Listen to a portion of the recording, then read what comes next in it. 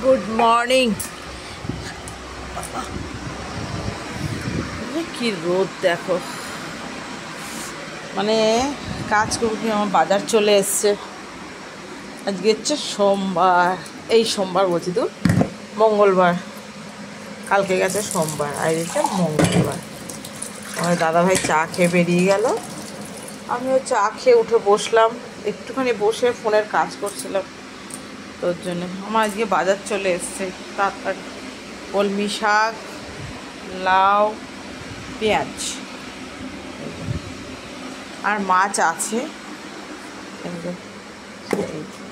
পাবদা আর কাতলা দুটোই আছে।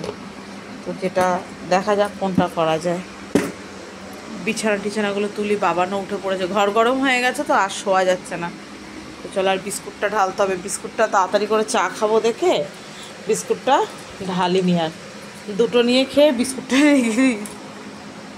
বিস্কুটটা ঢালি, নাহলে আর পিঁপড়ে হবে। যারা যারা কোনো অ্যাড না, কোনো স্পন্সর না, কোনো কিছু না, যারা গরমেতে উপোস টুপোস করো তাদেরকে বলবে এই গ্লুকন্ডিটা অবশ্যই এনে খেও। ভীষণ ভালো, ভীষণ, মানে আমি খাই, বিগত 5-6 বছর ধরে আমি খাই এই গ্লুকন্ডিটা, লেমনটা। আমি অরেঞ্জটা খেয়ে সহ্য করতে পারি না, এত এনার্জি দেয় এই জিনিসটাতে। উপোস করলে পরে মানে না খেলে বুঝতে পারবে না, জাস্ট এত দারুণ। আমার এখানে একটা ফ্রিজে একটা রাখা আছে, ওটা আমি খাচ্ছি, এটা ঢোকাবো ফ্রিজে। দারুণ, জাস্ট এক কথা দারুণ। তো সবাইকে বলবো উপোস করো চাই না করো, এই জিনিসটা নিয়ে একবার খেয়ে দেখতে, খুব ভালো, খুব ভালো, এটা খুব ভালো। না জানলা টানলাগুলো দেখবে, দেখো রোদ দেখো, মানুষ যে ঘুমাবে, ফ্যান ট্যান কিচ্ছু চালানো যায় না। বাবান তো নেহাত ফ্যান ছাড়া থাকতে পারে না, তাই আমি তো ফ্যান চালাই না, কারণ ফ্যান চালালে আরও বেশি গরম লাগে। যা গরম দিয়েছে, তোমাদের সাথে ক্যামেরা করব কি ইচ্ছাই করছে না ফোনটা ধরতে। ক্যামেরা করা তো দূরের কথা, বাপরে বাপ কি গরম লাগছে এখনই। এরপরে তো মনে হয় আরোই পারবো না, এখন ইচ্ছা করছে না, মানে এরপরে তো আরও গরম দেবে, তখন আমরা আর পারবোই না ক্যামেরা করতে। কত কাজ সেরে ফেললাম, ক্যামেরাই করতে পারছি না। দেখো বিছানা পরিষ্কার করে নিয়েছি, ঘর ঝাড় দিয়ে নিয়েছি, ডাইনিং টেবিল সব মোছা হয়ে গেছে। তারপরে তোমার এতগুলো ওখানে ভাঁজ করার ছিল, সব গুছিয়ে নিয়েছি, যেগুলো থাকে তোমরা জানো আগের দিনের। এক কারি ছিল, উপোস করেছি বলে তো কী হয়েছে, কাজ তো বন্ধ নেই, সব কাজ করেছি। এর আগের ভিডিওতে শেয়ার হয়েছে, সেটাই বলছি, মানে ইচ্ছাই করছে না। আবার এই টিফিন রেডি করো, এই করো, মানে আগুনের ধারেও বিরক্তিকর লাগে। আবার ধরো ভোরবেলা উঠে যে কাজ বাজগুলো সারবো, তার তো জো নেই, কারণ সারাদিন আর শুতে পারবো না, কারণ ঘরে এত গরম হয়ে যায় যে ভোরবেলা কাজ সেরে ধরো 10টা-11টার মধ্যে কাজ সেরে নিলাম, দিয়ে না একটু শুলাম, সেটাও হবে না। জানো যে কি জ্বালায় পড়েছি, এই গরমকাল এলে না খুব কষ্ট হয়ে যায় আমার। বাবানকে চা দিয়ে কুলারটা এবার ব্যবস্থা করতে হবে। চলো, একমাত্র আমার এই কলপাটটাতেই যা ঠান্ডা, কিন্তু কলপাড়ে বসে থাকলে তো আর ঘরের কাজ হয়ে যাবে না। কলপাটটা যেহেতু জল পড়ে না, কলপাটটাই ঠান্ডা।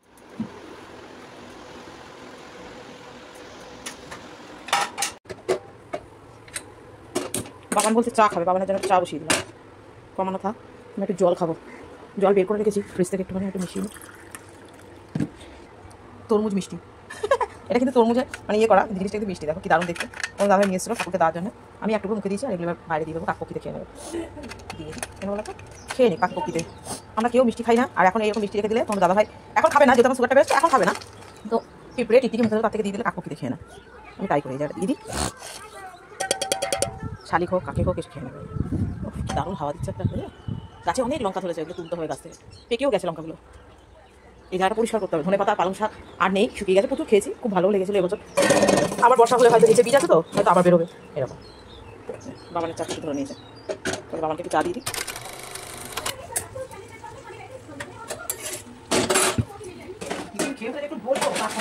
তুই বসলে বাসনগুলো কে মারবি, তাই তো? সেটাই হচ্ছে কথা। এখনো পর্যন্ত ক্যামেরার সামনে আমি আসতে এটা করে যাবো, এটা করে যাবো, কারণ এই বাসন পুরো থাকবে, বেশি ভর্তি থাকে, জিনিস সত্যি ধুতে পারবো না। এখন ঠাকুরঘর যাবো, ঠাকুরঘরে গিয়ে সব পরিষ্কার করে ম্যাডাম শুধু গিয়ে ওম বন্ধ করতে করবে। ওইটাই করে দেখো না, না না রোজ তো ক্যামেরার ওপরে দেখে না, করে দিই কিনা ঠিকই তাই। আমার মতো ওরকম করে দেবে তাহলে বুঝতে পারে। এ তো অবশ্যই, যে যখন যে কাজটা করে তার কাছে মনে হয় বিশাল ব্যাপার, তাই না বলো? সেটাই আমাদের বউদের কাজের, মায়েদের কাজে কোনো ভ্যালুই নেই। কে বলেছে? আমার মতো কে কে কুল ভালো খাও? আমি আগে ভালো খেতাম না, এখন ভালো খাই। কুলগুলো খুব মিষ্টি, খুব ভালো লাগে খেতে। তো চলো, ক্যামেরা তো অন করেছি অনেকক্ষণ আগে, তোমাদেরকে ওয়েলকামই করিনি। নীলিমার হ্যাপি ফ্যামিলিতে তোমাদের সবাইকে স্বাগত জানাই। যে যেখান থেকে দেখছো, যে যে প্রান্ত থেকে ভালোবাসা দিচ্ছে, তোমাদের সবাইকে অনেক অনেক ভালোবাসা জানাই, বড়োদেরকে প্রণাম জানাই। তো চলো, কালকে সোমবার গেছে, সব বাসন কোসন পড়ে আছে, গোপালের সেবা পড়ে গেছে, সেগুলো সব পরিষ্কার করি। আমি ঘরে এসেছি, ওই ঘরে তো বাবান পড়ছে প্লাস ফ্যান চলছে। তো তাতে কী হবে, ভিডিওর কথা শোনা যায় না, আর ভিডিওটা দেখতে গেলাম না, আওয়াজ হয় বিচ্ছিরি, বিরক্তিকর লাগে ওরকম ভিডিও দেখতে ফ্যান চললে। তো এটাই, ওর জন্য এই ঘরে এলাম, যেহেতু এই ঘরটা এখন ক্লিন করে দিয়ে যাব, দিয়ে আবার ওই ঘরে আবার রান্নাবাটি খেলা খেলতে হবে। তো ওই জন্য ওই খেলাটা খেলার আগে এই খেলাটা আগে শেষ করে দিয়ে যাই, পয় পরিষ্কার করে। কারণ আমার ছোটো মেয়ে এসে ওম গন্ধ পুষ্পে নম করবে, বিশাল বড় কাজ, দেখলো না বললো, ওই কাজ করতে হাঁপিয়ে যায়। তো চলো, আর এই ফলগুলো দিয়ে আসতে হবে, কালকে যা ভুলে বাবাকে দিয়েছি ফলগুলো, এই ফলগুলোকে দিয়ে দেওয়ার ব্যবস্থা করতে হবে, নাহলে পচে যাবে, যা গরম পড়েছে সব পচে যাবে। বেকার ফেলে তো নষ্ট করে তো লাভ নেই, কাউকে দিয়ে দিলে সে খেয়ে নেবে, আর না হলে আমি জলে দিয়ে দিই।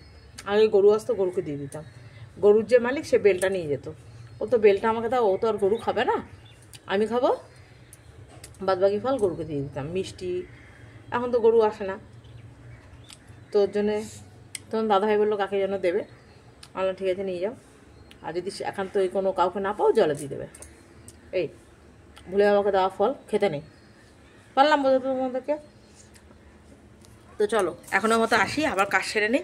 ওয়েলকাম করে দিয়েছি, অনেক সকাল থেকে ভিডিও শুরু করেছি, কিন্তু সামনে আসতে পারিনি, সবটাই হচ্ছে পরিস্থিতির চাপ, বুঝেছ? আমি বাবানের কোলে বসেছি, আমি বাবানের থেকে কত ছোট। কেন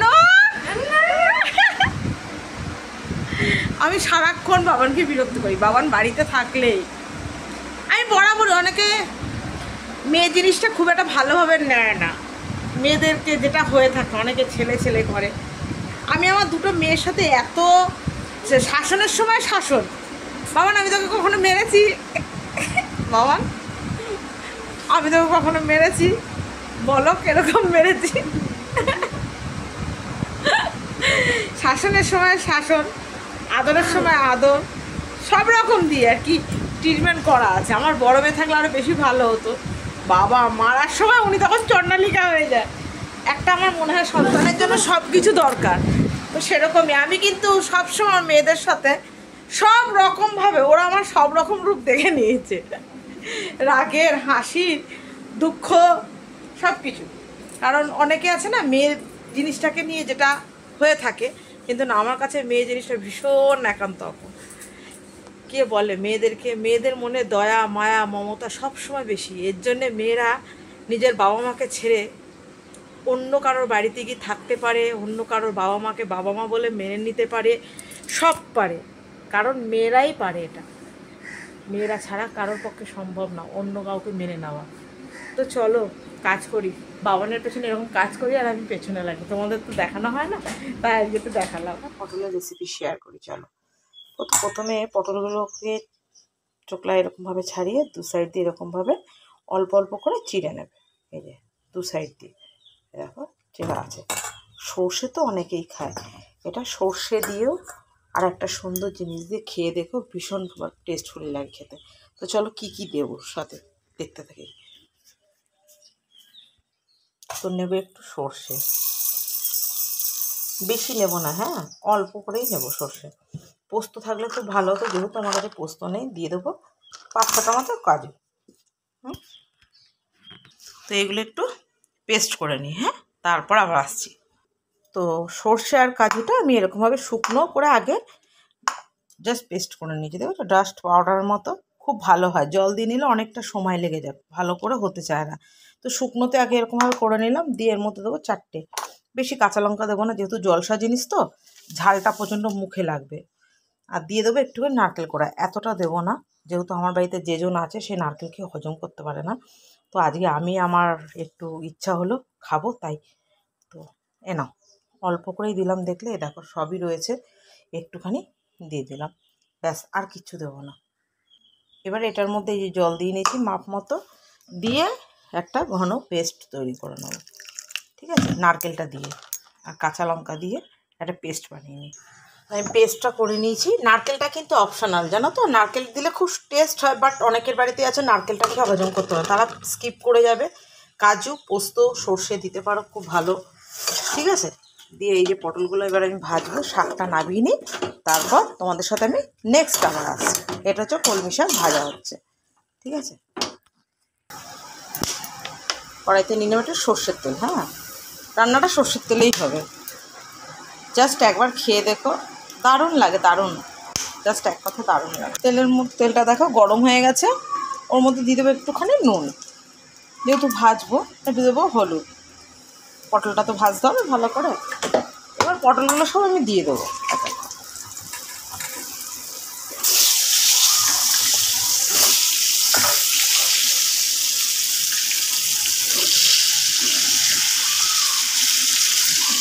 এই পটলগুলোকে সুন্দর করে লাল লাল করে ভেজে নেব, এরকমভাবে লাল লাল করে ভেজে নেবো। আর একটু হবে, এক পিঠ হয়েছে আর এক পিঠ হয়নি এখন, এরকমভাবে আর একটু লাল লাল করে ডিপ করে ভেজে নেবো। কারণ যেহেতু পটল তো জলসা, ওর নিজস্ব কোনো স্বাদ নেই, ওই যা কিছু দিয়ে করো সেটার স্বাদেই স্বাদ এটাতে, নাহলে নিজস্ব কোনো স্বাদ নেই। বেশ ভালো করে ভেজে নেবো, নুন হলুদ দিয়ে ভেজে নেবো। তো আমার লাল করে পুরোটা দেখো ভাজা হয়ে গেছে। একদম এর থেকে বেশি করলে কী হবে, চপচপ মানে চিপসা চিপসা হয়ে যাবে, বেশি ভাজবো না। এবার আমি কী করে যে পেস্টটা করে রেখেছিলাম সেটা দিয়ে দেবো এর মধ্যে।